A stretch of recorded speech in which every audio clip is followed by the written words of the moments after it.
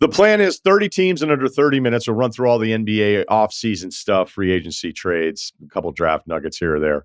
But I'm just going to summarize all the teams. Some of them will not be that in depth. And we start in order of where they're at in the standings and how it's listed on NBA.com. Just with the Celtics, pretty straightforward. They keep Cornette, Tillman, new deals for Tatum, White, pretty drama-free. Baylor Shireman, the draft pick, NBA ready in this rotation. I don't know, maybe. But they want to bring everybody back, and they should bring everybody back because they're better positioned than any other team in the NBA to pull this off again. Could you look at the Porzingis part where Brad Stevens shared with us and said that he's obviously not going to be ready at the start of the season? The rehab for this injury seems to be significant. Horford, a year older. So there's a few items that I'll bring up with each team. Like if you were being greedy, you would say they need to figure out another big that's higher up in the rotation to have insurance or surpass some of those minutes or fill in for those Porzingis minutes. But that's probably what the Cornette-Tillman thing is, and the likelihood that they were going to be able to add anybody of significance wasn't a reality with the restrictions financially. So that might be something to think about, but it doesn't, as I say it out loud, it's like, okay, well, how are they going to do that? So pretty standard, pretty straightforward, and a total win, no drama. It's kind of nice, huh? A no drama offseason for a really good basketball team. Brooklyn, the drama leading up to the Bridges trade, wasn't sure if it would happen. A significant price paid by the Knicks, and we'll get to it on the Knicks side of this thing. But it makes sense for Brooklyn to be able to do this. And also the other deal with Houston, where if we're doing this and we're going to full tank, we want control of our picks back. We're going to give you those Phoenix picks. It could be really valuable moving forward. So it makes a lot of sense. The Nick Claxton deal, 4 years, $100 million. I don't seem to like him as much as others do. I don't hate him. I just knew as soon as that deal was done, you're like, man, that's going to be a big number. And sometimes there are teams that re-sign their own guy that's a higher draft pick, especially when they're not quite sure who they are as a team. And it's like, wow, I guess we'll just pay the guy that we drafted. And always remember this. If a team drafts somebody and it's still the same front office, it means that front office still likes that player. And they probably still look at him in the most positive way because they're the team that drafted him at some point. So is he a little limited? Yeah, I think so. And maybe they just look at it as like, we have a value play here with him and we had to pay somebody anyway. So it doesn't really matter. There's a Cam Johnson decision to be made there as well. New York on the other side of the Brooklyn part of it, the Bridges trade.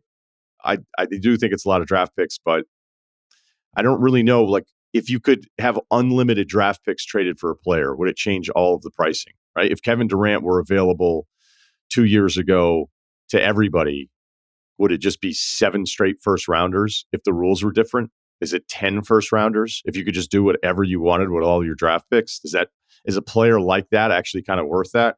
So if you look at it that way, knowing that that's not really the case because we have more restrictions on it, I don't hate it. I get it, and I actually really like what New York could potentially do here. The OG deal feels like a lot for 5 years, $212.5 million, because of what you'll be asking him to do now offensively. That's a lot for that kind of player, but you knew they had to do it because if they had lost OG and then it's all the assets they did in the OG deal and all the assets they moved in the Bridges deal, it's like this, it's unfair math, but you could look at it as, wait, all of this for just Mikal Bridges? That doesn't make a ton of sense. I am excited about what they could potentially be as a small ball team. I don't know if Tibbs will ever do it, but OG at center. And then you run all the other wings out there and then figure out who you want to bring off the bench if it's not Mitchell Robinson. And obviously it hurts a lot to lose Hartenstein, but you were restricted by only being able to pay him 4 years and $78 million. OKC blows him out of the water, goes higher on money with one less year, so they couldn't keep it. So yeah, I'm worried about Mitchell Robinson, who's played 90 games combined the last 2 seasons. But if you wanted Bridges and you wanted OG back, that's the point, is you're going to have to kind of lose out on other guys. Philadelphia, maybe the headline winner of anybody in the offseason because they pulled off something that is really, really hard. Saving cap space and hoping it works on a high-impact player, even with the flaws of somebody like Paul George at 34 years old. Because I really think if they had completely whiffed on this, then it transitions into a whole nother conversation of like, how long is Embiid, even though their failures in the playoffs have as much to do with him as anybody else, would Embiid? Because star players don't go like, actually, it's me. And it's not all on him, but to that point, another year stagnant behind a bunch of other teams in the East, even healthy, not healthy, I think that becomes a completely different challenging situation. And now you don't have to worry about that whatsoever. The Maxey extension, no issues. Kelly Oubre, who I've never really loved, but I thought was terrific for them last year, that size, that kind of shooting, and really took on the challenge of some things. So if you're getting that version back these next couple of years with him, that's a great number for him. Drummond, 2 years and $10 million. Now just a big physical backup option in the games where Embiid is probably being managed a little bit more. So this is just an absolute slam dunk in an off season. They also brought back Aaron Gordon. Toronto, not a slam dunk offseason. Let's talk about some of these numbers. Scotty Barnes, 5 years, $225 million. It was reported at 5 years, $270 million. But that's if he qualifies for the Supermax by making one of the 3 All-NBA teams, wins the MVP or Defensive Player of the Year, the Rudy Supermax rule, where you go, actually, should we have Defensive Player of the Year qualified this for Supermax? I would say no. But as much as I love Scotty Barnes, you're paying him. I know that's the deal that you had to do for him, and that's fine. It's just always every now and then you go, could you have just done $198 million for him? Because he's not quite, but that's just not the way it worked. And it's not the way it worked when I was younger, when they just had the 7-year max deals for players. And it was like, hey, I'm the best player on this team. I get a 7-year max. And that's the way it works. And you just hope that you're paying your 7-year max back then, or in this case, the 5-year max, you're paying one of the 15 best players in the league, 20 best players in the league. And Scotty Barnes maybe flirts with that. And the thing is, again, I really like him. I do really like him, but I feel like for him, that's a huge number, but not as huge as the other numbers you start adding up, because quickly gets 5 years ahead, $175 million. So $35 million a year for him. They added Davion Mitchell and Vezenkov in the trade with Sacramento. But when I look at them collectively going, all right, they turned the page on Siakam. They let Van Vliet leave. They trade OG and Anunoby. And now they've turned the page to paying $79 million this year to quickly RJ Barrett and Bruce Brown, who they picked up his $23 million team option, which is just when that deal was done, the idea that he would have the second-year option picked up, and as nice as a player as Bruce Brown is, that's a staggering number. And then next year, it's going to be about $99 million to Scotty Barnes, quickly, and RJ. For what? It feels like collectively the top 3 guys, whether it's this year or next year, Toronto's paying the wrong guys $100 million combined. Denver, okay, let's do the fair part of this. It's fair to say letting KCP go means they have absolutely no bench for a bench that was already one of the worst benches in the NBA. Christian Brown, who I think we all like because of his activities, competitiveness, we don't like his shooting, but now he's the starter. So they add Ryan Dunn, the big defensive wing from Virginia, who teams rave about him defensively. Strother, who they've already taken. Peyton Watson, whose energy is terrific. And then Hunter Tyson, who I kind of liked at the Combine 2 years ago. But some of these guys are going to have to they're just going to have to play. And we could say some of them are going to have to step up. Well, I don't know about that, but they're actually just going to have to pay. Now, here's what I think is kind of unfair about this, because if you look at it collectively going, how are you letting this happen around Jokic, the best player in the world, in his prime, and not paying a little bit more? I don't really care about billionaires' tax savings. I don't. But if you look at each thing individually, and this is why I want to do Toronto into Denver, if you go back to Bruce Brown getting that contract, you can't pay him that if you're Denver. You can't. It worked out for Brown. It worked out for the Pacers. I don't know that it works out for Toronto because it's such a big number. But if he's going to be getting 2 years, $48 million, second year, again, a team option, Denver, like, you can't add that to the list of going, I can't believe Denver's doing this, because I completely believe Denver did that last year and understand why they did it. And I wouldn't have done it. Now, KCP, which version of the story do you want to tell? You need him defensively. You don't have any bench. He hits 3-point shots. He spaces the floor a little bit. He's not that old. Okay. But he's also the 5th option who you kind of don't notice sometimes. And are you supposed to pay him $22 million over the next 3? So I think you can look at it 2 ways, where if you go transaction by transaction with Denver, it can actually be positioned as a little unfair considering the players and the numbers that they're at. Some will disagree, certainly on the KCP part. Minnesota, pretty boring, pretty straightforward. This is what happens. You're paying as many guys as they're paying. They lose Kyle Anderson. They brought back Luke Garza. But you're just going to run it back and have a little patience. And I love them getting back into the lottery to get Dillingham, because I think they desperately needed another on-ball creator beyond Conley's limitations, McDaniel's limitations, and even with Kyle Anderson, who's down to this connector. And we'll talk about him with Golden State a little bit later. That's just those kinds of guys like you're not going to be able to keep. So I thought it was very proactive, them getting back in the lottery, and I like it. And I do think that as much as I'd love to see Cat away from Ant eventually, it may be about, look, if he had just been decent from 3, maybe they're in the NBA Finals and they're still built to beat Denver. Who knows what would happen against OKC? They're in the mix. And the same way that I talked about with Philadelphia, bringing in Paul George at the beginning of the year, they are in the mix. And maybe there's a patience lesson there post Boston, and other people wondering how long they would run it with those two guys. And obviously it worked. OKC, probably in that Philly, New York range of winners in the offseason. The Caruso trade makes a ton of sense. Hartenstein, it's a big number, but now they're everyone's favorites in the West because they address probably the most glaring need of having a real center option with the bad rebounding numbers last year and seeing them just having Chet get his ass kicked in some of these matchups, which is him being younger, body type and everything. But this is like huge news for Chet. They also kept Isaiah Joe at 4 years, $48 million total win. Aaron Wiggins, 5 years, $47 million. Really nice deals moving forward, long-term deals on low numbers for players that are real contributors. Certainly Joe with his spacing on top of everything else, and Wiggins like kind of does a lot of different things. Those are just going to be really, really nice numbers as the cap continues to go up. If I were adding to the greedy list, I'd say another on-ball creator. And maybe that's just because Jalen Williams is disappointing in the playoffs in that Dallas series. I'd expect that he would be better. I'm going to probably be saying this all off season and going into some of our preview stuff with him as well. And now having Caruso as a spacer and defender to take some of the burden off some of the other guys that are supposed to be scorers and not just defenders makes a lot of sense for them on top of the Lou Dort part of it. So huge win. I don't know what they're going to do with Hartenstein and Chet. I'd imagine there's going to be matchups where they're going to try them both. Maybe that's how they roll it out there and start them, because they paid him so much and then they adjusted a little bit later on. But I think they have the options here to look differently against different matchups, which I think all of us love. Portland, pretty quiet. This is a tank team. A value buy on Denny Avdia makes sense. If you look at the tanking odds flattening, and we brought this up when the trade was made during the draft, where you go, well, why would you make yourselves a little bit better than another team who now is in a full tank mode in Washington?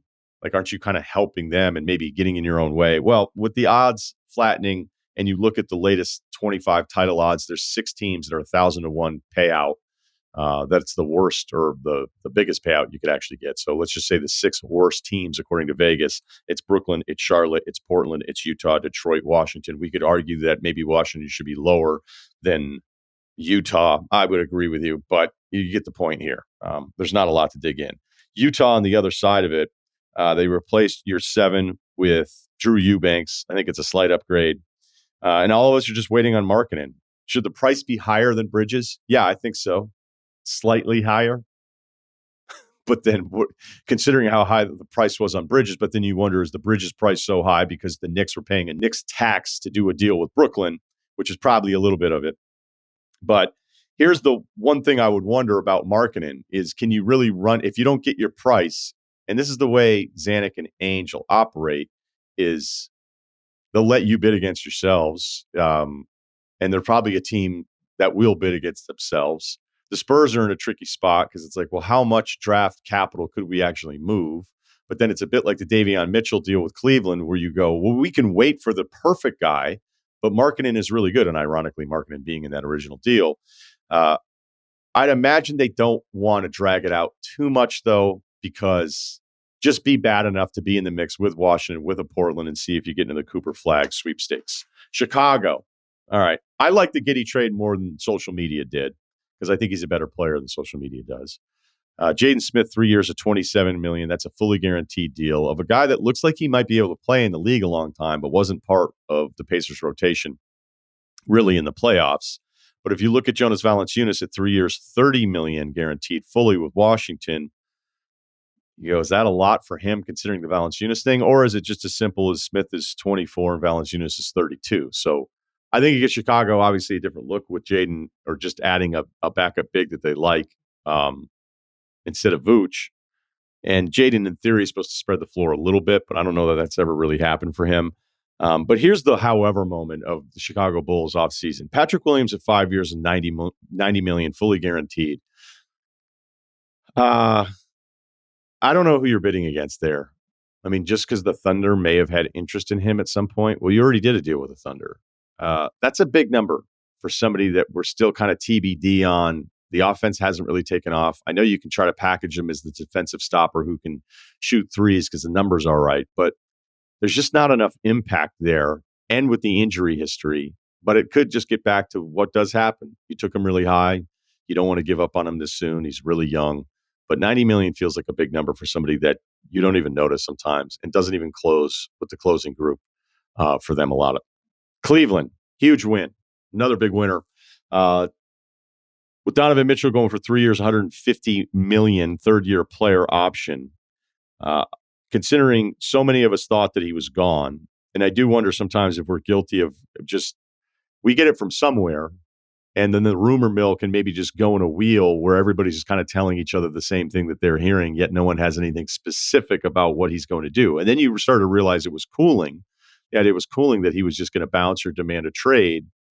And we had Niang on who had said he thought he was staying. And then I kept pointing out, I was like, for a guy that would demand and hate the place and want out, he's wearing the hat. So is that a good sign? I think once Bickerstaff was out and they brought in Kenny Atkinson, they had a much better chance, because I don't know that the team was responding to JB anymore, which happens in coaching. So that helped. The money helps, which he would have gotten anywhere. But the structure of this deal works out because the player option, he can opt out in 27.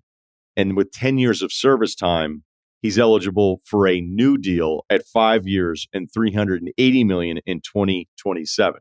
So it's not the full length that maybe you would hope for, but it puts to bed something so many of us thought, like if you go back months ago, a lot of us didn't actually think this would end up happening, because it felt like they thought, or all of us thought, that Mitchell eventually would kind of force his way out of there because Cleveland wasn't really his destination to begin with. But now he doesn't want to go to Brooklyn because they're terrible, right? And he also, the Knicks, there's no spot for him anymore. So they obviously have other things to do. I still wonder about the Mobley-Allen pairing long-term, and even with Allen being out and kind of seeing a better version of Mobley in the playoffs despite losing to the Celtics in that series, that might be something. But as far as just what needed to be done right now, a Cavs offseason that was awesome, and at least it just feels quiet now on the Mitchell front. Detroit, pretty low-key. Cade deal 5 years, max at $226 million. Fine with it. It's a bit like the Scotty Barnes conversation there a little bit, but I like Cade better. But I don't know that there's a huge gap between the two guys. Maybe I like the idea of what Cade could be a little bit better than Barnes offensively. But then again, some nights Scotty Barnes has these huge offensive games too. So like, I know that's going to get turned into me not liking him, and I do really like him a lot. But I, as much as we could sit here and go, like, could you just go down a little bit on the average annual salary because you're not actually this awesome yet? And it's like, no, that's just not the way that it works. Added Tim Hardaway for Quentin Grimes, who never really got much of a chance for them. I don't like that. I know they desperately needed to add shooting, but I liked the Grimes minutes that I saw back with the Knicks. And they got Wendell Moore for the 53rd pick that was Cam Spencer. And he never got a chance with Minnesota. Big athletic wing from Duke. Kind of liked him out of the draft. So I like that part of it. Tobias Harris, 2 years, full guarantee of $52 million. You have that much cap space. You're not a good team. Nobody wants to go there. Those are the deals you end up kind of doing. None of us like it, but I totally understand why it happened. The Pacers did their work early, right? Like in the post, doing your work early. They kept Siakam when the trade happened. I remember I'd said, okay, but if he's a free agent, the Pacers a place that he's going to want to stay. As soon as I had said it on a podcast, somebody reached out to me. He's like, he's definitely staying. He is definitely staying. So it changed my tune on what that trade was. And then the Obi Toppin deal, bringing him back. Think about him. He was dumped for 2 second-rounders in 28 and 29.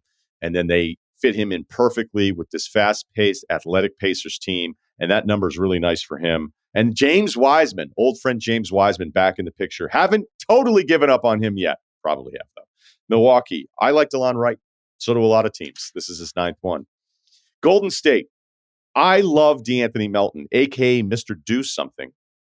It's his 4th team. He plays D. He's 26. He's 37% from 3. 1 year at just under $13 million. No-brainer. No-brainer. This guy's good. And Kyle Anderson, 3 years, $27 million. 3rd year's non-guaranteed on this. He is a connector. I do wonder about defenses sagging off of him in certain matchups, and depending on how the minutes are staggered. Is that somebody you can play with Draymond, or is it somebody that you never play with Draymond? How does that impact some of the spacing? Does Golden State have enough spacing now post Clay? Because Clay still hit shots, and it's kind of like when Bonds wasn't good as last year. people still didn't want to throw him strikes. And I'm not saying you would ever sag off of Klay, but you get the point. Like when it's Klay Thompson open, you're going to run out there. And look, the numbers are actually still pretty good from three anyway. So maybe that's a bad comparison. And I just think it's important. I'm going to say this a lot.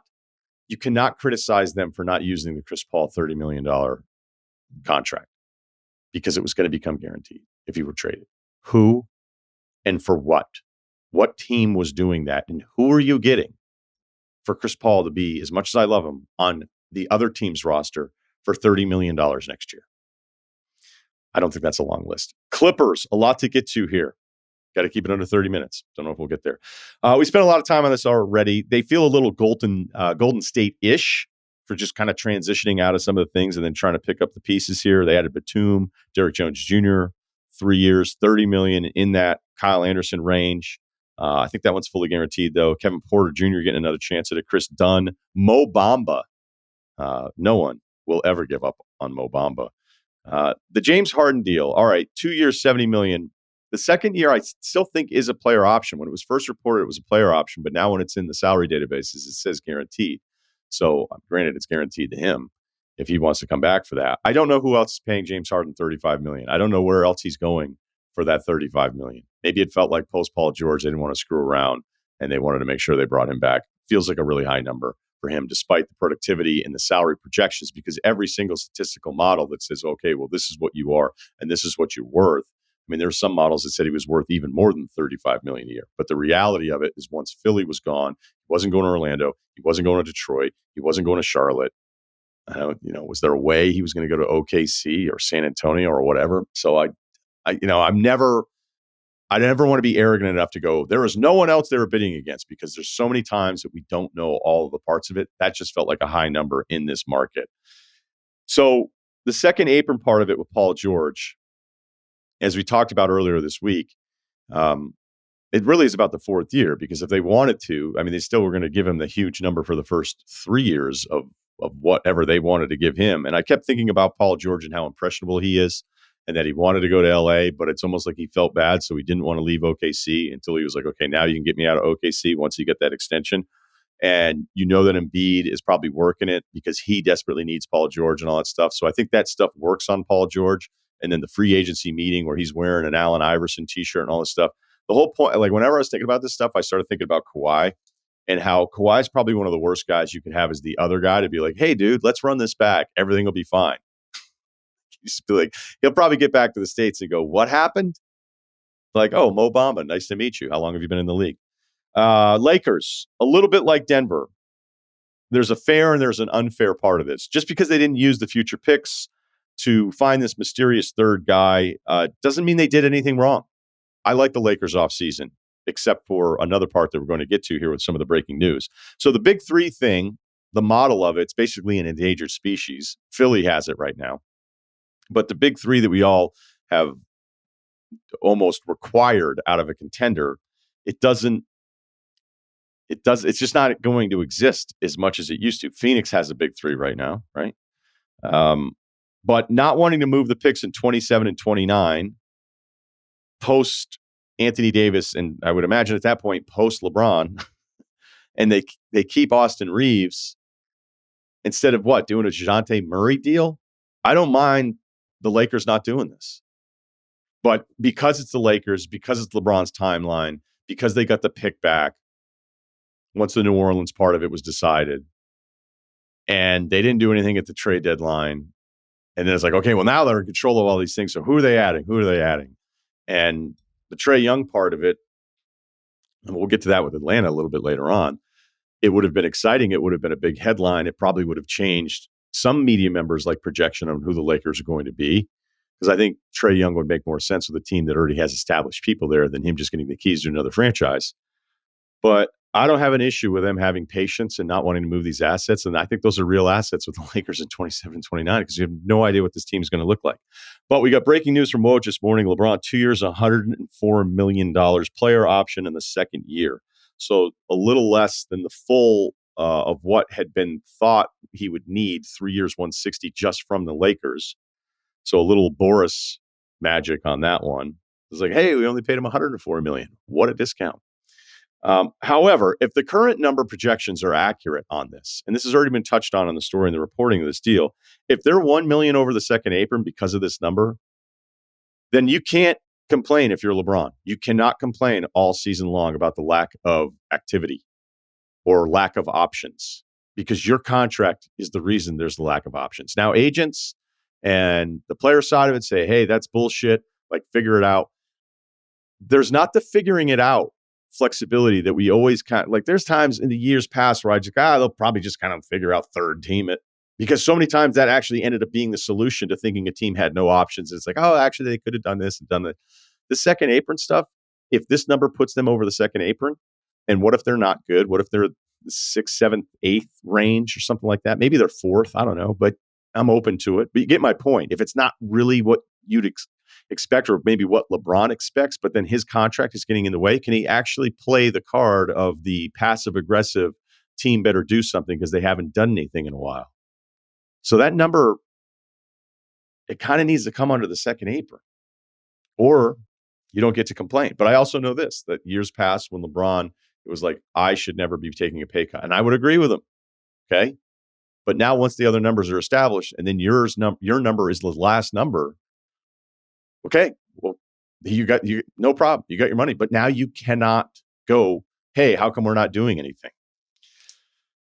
Phoenix, Royce O'Neal, 4 years, $44 million. Kind of stuck. Bird rights trap. Bol back. Monty Morris, actually thrilled for Phoenix to be able to add any kind of rotational piece considering their own restrictions right now. Sacramento, getting Malik Monk back in this market with the concern with Orlando. Maybe something else. If Paul George stayed with the Clippers, is there some DeRozan Monk thing that Philadelphia does going beyond the number that Sacramento was allowed to pay him, kind of like the Hartenstein rule there? It's so big for Sacramento because he's such a big part of what they do, and they know exactly what they're getting. There's not going to be like new guys smelling. I'm wondering if he's somewhere else, if you're going to get the same kind of output. So I love that for them. And then adding Devin Carter kind of made Davion Mitchell a little redundant. Carter has more offense than Mitchell does for a different player in Jalen McDaniels. So cool with that. Atlanta, Murray out for Dyson Daniels, who I still have some stock on because I just feel like he's so smart, was good defensively. But he just didn't really, he was kind of up and down, hurt, and then kind of out of the rotation with the Pelicans at times. Larry Nance, who gives you a different look, but a real rotation guy, especially if you want to be smaller with your big player. But they get the Lakers 25th, or excuse me, the first in year 25. And then the worst of the Bucks, New Orleans pick in 27. So with the Murray, who he is as a player, and because of the contract, you feel like you probably still could have gotten a little bit more. But I think the league likes him. I don't think the league loves him. And of course, there was just no Trae Young market. And I think if they had forced themselves into a situation to go, okay, we're actually going to do this, whatever the package was coming back, Hawks fans would have gone, are you serious? Might as well just kept him. And that's kind of what I think happened there. Charlotte, Reggie Jackson for 3 second rounders. I think all unprotected. Exciting. Might be worth something to someone else as an on-ball. But, man, the numbers get really bad with him. He's basically even a net negative. And I remember there was this piece of shit media member in Detroit that called me out for not liking Reggie Jackson. He crossed the line. We'll leave it at that.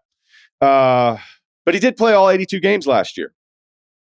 They just have to figure out who their draft picks are. They completely nailed it on Miller. There's a LaMelo question later on. We'll worry about it later. Mark Williams, Salon. And then you've got this kind of Miles Bridges thing lingering where with all of his stuff, clearly the market is depressed, which totally understandable.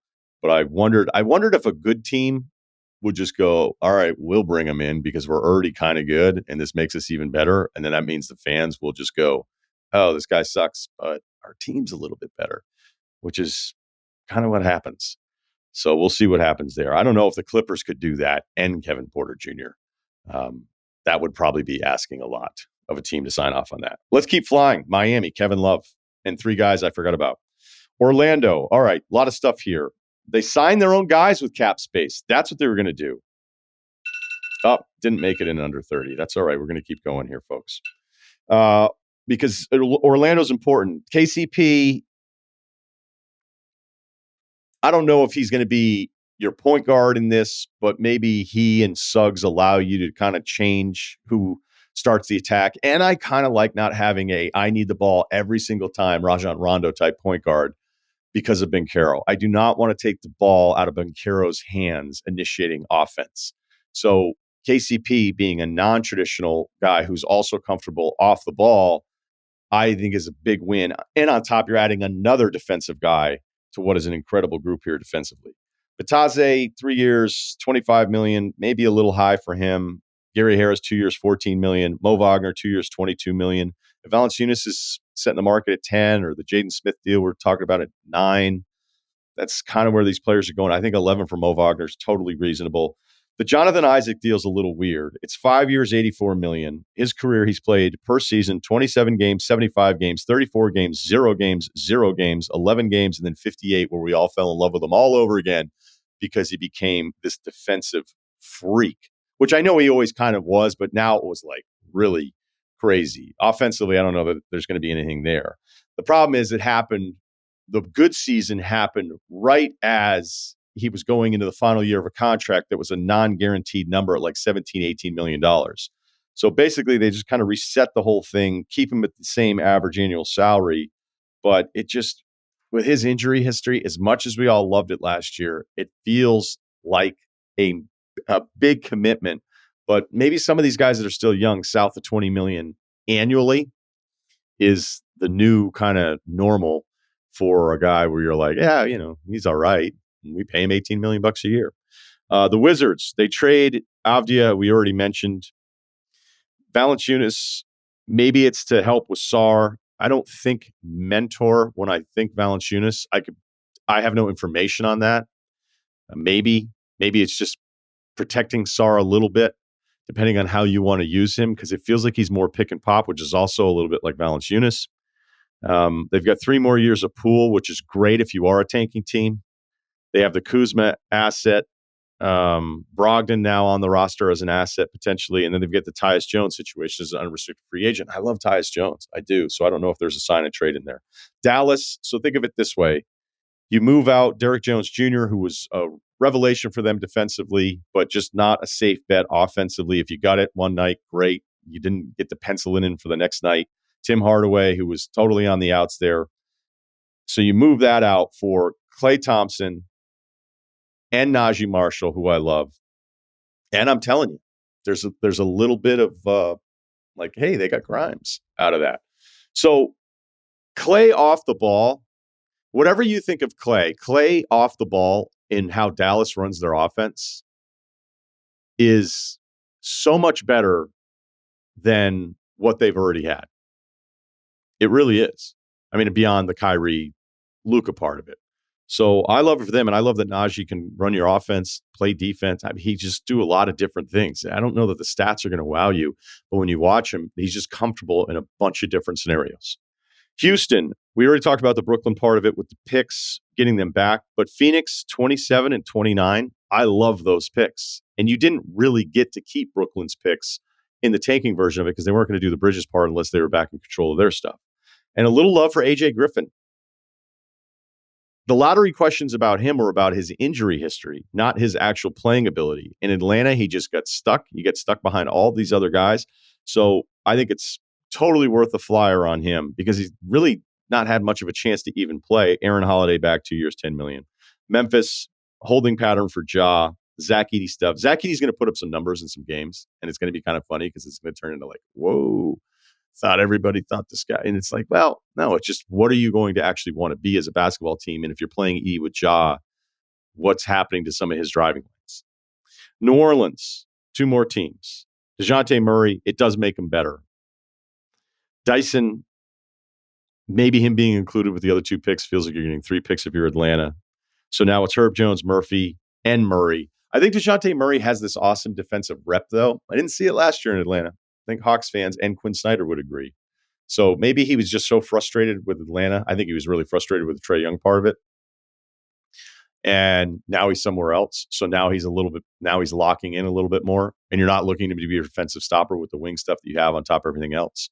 So it gets them away from the small guard backcourt thing that they could run into a little bit. But I also think Zion should get point guard possessions because it's still when he's at his best. Ball in his hand, side attack, gets a little momentum. I've yet to see anybody solve that one because he's actually a pretty good passer out of it too. But I think whatever the talent level was for New Orleans prior to the day to the Murray trade, obviously it is higher the day after. And the best for last, Chris Paul, the San Antonio Spurs. And maybe a trade piece if they want to. Okay, I want to bring in Ceruti because we've got the Magic did a lot of different things here. And look, if you have one or two or whatever of a few things that I said there that you agree, disagree on, but let's start with the Magic and give you the floor, kind sir. Yeah, one of the teams with cap space, and I think everybody got excited about the Paul George thing. I never really fell into that trap. It was fun to play around with it on Twitter, but I think it was just good to be back in the Knicks again with good players who potentially want to play there. Because theoretically, in Florida, I know they throw it around there, no state tax, but it is a thing. Is that no state tax down there? Yeah, what's up? You ever heard that before? Yeah, it's fun. It's just good to be back in the mix with some of these guys that are big names that actually want to play. It means you're a relevant, competent franchise again after a good season. To have a good offseason like this where you're in the mix, that's kind of all I could ask for. I like the KCP deal. It's probably a straight overpay, but he's a clear upgrade on Gary Harris, and I think nobody's happier than Bill because Bill, I think, was the most mad I've ever seen anyone at one player during a playoff series. He was that mad at Gary Harris last year. I think Gary Harris got a little too much flack. He didn't shoot well in that series, but he was still good defensively. But KCP, he's kind of like the perfect guy that you need if you're not getting like a bona fide dude star type player. So, you probably do the Franz extension. We'll see what Suggs gets. And Paolo takes another step. And I think they have the 5th best odds in the East this year. I like where we're at. What do you think of the Isaac deal? I hear what you're saying, but and like there were times last year, I think was it in the playoffs? I forget, or was it towards the end of the regular season where he did something to his knee, and you're like, oh, here we go. Like it was fun for a couple weeks, and then this is it. You're probably going to have that for every single season of whatever the rest of this contract is. But I genuinely, I said this last offseason, people laughed at me, but he's a genuine defensive player of the year candidate. He could potentially be the single best defensive player in the league, maybe not named Wemby just because of all the crazy stuff he could do. But I mean, Isaac is a true can guard all 5 positions guy and is a havoc wreaker. So I think you had to bring him back. I don't know what the numbers were. I don't know, like you would probably know better than me. Were there other teams that would have given them that? I think he probably would want to stay there. I think he seems to like it there. And that's the thing about this Magic team is they all like each other, man. It's like a good high school college team vibe. And I'm glad they brought Mo back because Mo is awesome. It's a great number. My only thing is they have a lot of dudes. They just have too many guys. So I wonder if there's like a trade coming. I mean, I'd love marketing. Too much depth? Well, not too much depth. Well, I guess they have a lot of young guys. What's Jet Howard going to do? They really like him. He didn't play really at all last year. I like Anthony Black. Well, yeah, of course. I mean, this goes back to hey, they drafted him after 1 year. They're not going to be like, actually, we screwed up. Let's get rid of this guy.